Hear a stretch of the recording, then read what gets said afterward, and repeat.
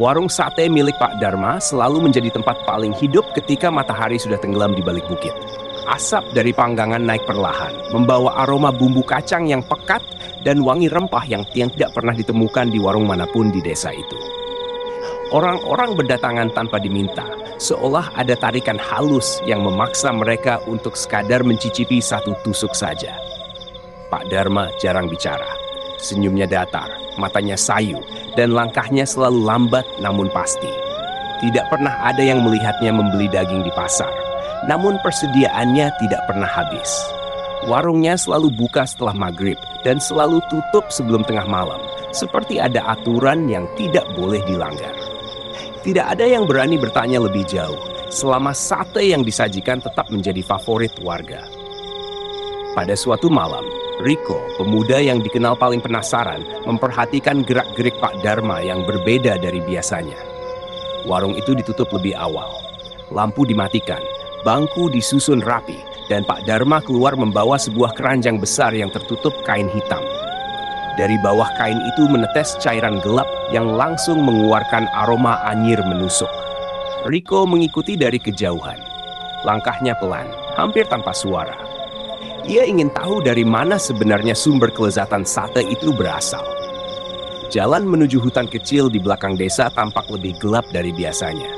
Angin berhenti bertiup dan suara serangga pun hilang, seolah hutan menahan napas. Pak Dharma berhenti di depan sebuah pohon beringin tua.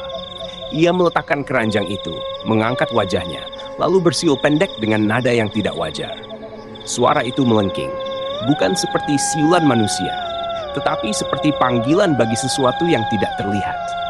Dari atas pohon, sayap-sayap hitam mulai bergerak. Puluhan pasang mata kecil berkilat di antara ranting. Dan gagak-gagak itu turun, satu demi satu, mengelilingi Pak Dharma seperti ia adalah bagian dari mereka. Riko berjongkok di balik semak, menahan napas agar tidak ketahuan. Dari tempatnya bersembunyi, ia melihat Pak Dharma membuka ikatan pada keranjang besar itu. Tangan Pak Dharma bergerak pelan, seolah sedang melakukan ritual yang sudah ia hafal luar kepala. Ketika kain hitam itu tersingkap, udara mendadak mengeluarkan aroma tajam yang membuat perut Riko mual. Di dalam keranjang tergeletak potongan daging merah gelap dengan urat-urat panjang. Bentuknya tidak sepenuhnya jelas, namun bukan daging sapi, bukan daging kambing, dan jauh dari daging ayam. Ada sesuatu yang terlalu manusiawi pada cara potongan itu tersusun. Sejenak, Riko menelan ludah, berusaha menepis pikiran buruk yang mulai merayap. Pak Dharma mengambil satu potongan daging dan meletakkannya di tanah. Gagak-gagak yang menunggu di dahan-dahan segera menukik turun, mematuk dengan ganas. Suara patukan mereka basah, kasar, dan terdengar seperti merobek kulit hidup-hidup. Suara itu membuat bulu kuduk Riko meremang sampai ke tengkuk. Satu persatu potongan daging habis dan hanya tersisa aroma amis bercampur bau tanah basah. Lalu dari tengah gerombolan turun seekor gagak yang ukurannya 2 kali lebih besar dari yang lain. Sayapnya kusut, bulunya kusam, dan matanya seolah menyala dengan cahaya merah samar. Gagak itu melompat ke bahu Pak Dharma. Tubuhnya bergoyang pelan. Kemudian, sesuatu yang tidak seharusnya terjadi mulai terlihat. Lehernya memanjang, bulunya rontok seperti serpihan arang, dan kedua kakinya berubah bentuk, memanjang seperti kaki manusia yang rusak. Paruhnya terbelah sedikit, membuka lebar, mengeluarkan suara serak seperti bisikan makhluk tua. "Besok, satu jiwa baru," ucapnya pelan namun jelas. Pak Dharma menunduk hormat, seolah menerima perintah dari majikan. Riko membeku. Seluruh tubuhnya gemetar. Ia harus kabur. Namun saat ia mundur, kakinya menginjak ranting kekrak, dan malam itu langsung berubah mematikan. Riko terpaku ketika suara ranting patah itu menggema lebih keras dari seharusnya. Pak Dharma menoleh pelan, tetapi gerakan kepalanya seperti tidak manusiawi, berputar lebih jauh daripada batas leher manusia. Mata Pak Dharma berubah gelap, seolah ada sesuatu di belakang bola matanya yang sedang menatap balik. Gagak besar di bahunya memiringkan kepala, lalu mengeluarkan suara serak yang menggema panjang, membuat seluruh hutan terasa bergetar.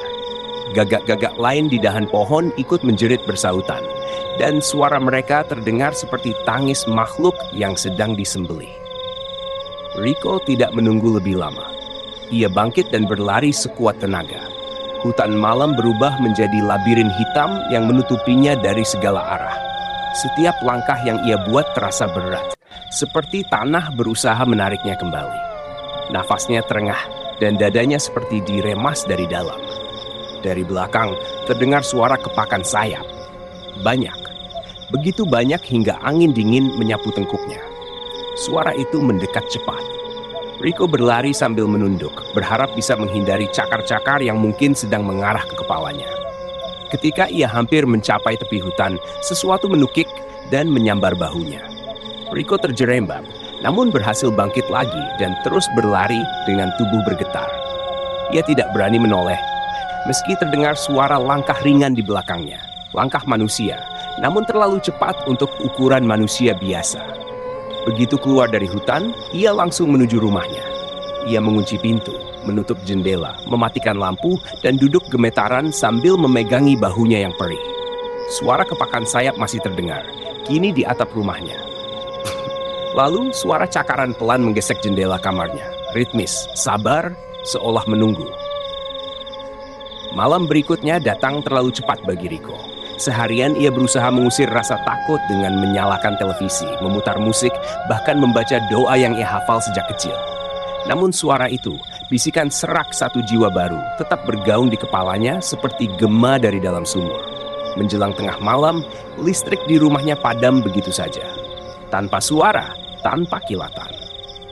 Gelapnya sempurna. Hanya suara detak jam dinding yang terdengar lalu menghilang juga. Seolah waktu ikut berhenti.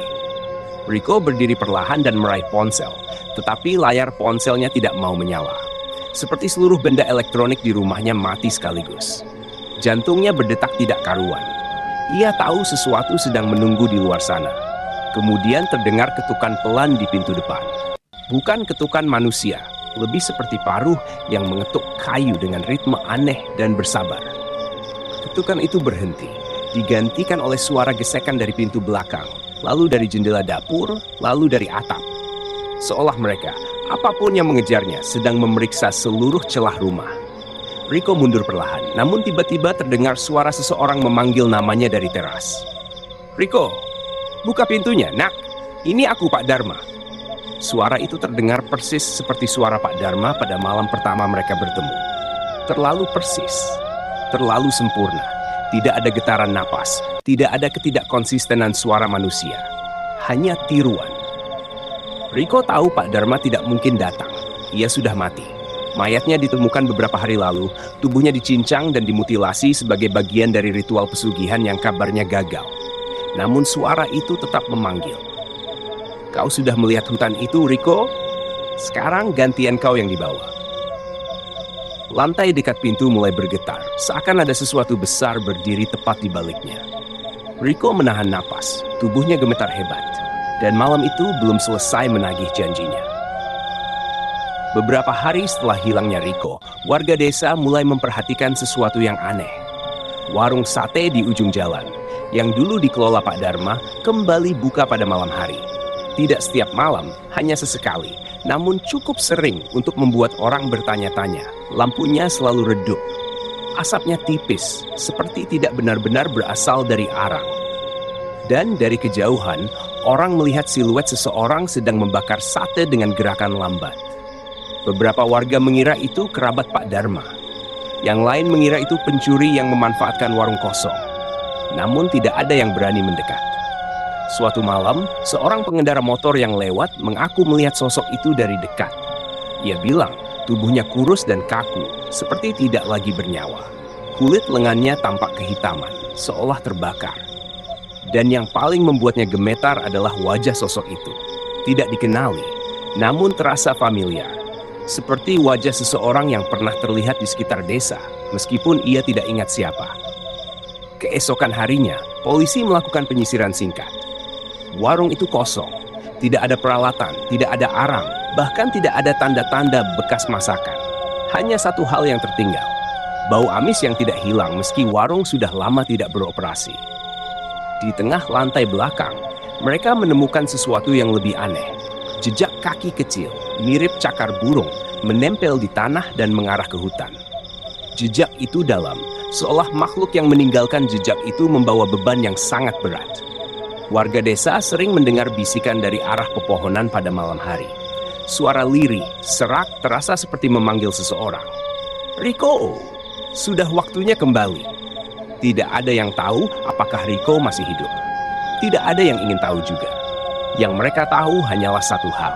Pesugihan Sata Gagak tidak pernah berhenti setelah satu orang menghilang. Ia selalu menagih ganti. Dan siapapun yang mendengar bisikan itu mungkin sudah masuk dalam hitungan berikutnya.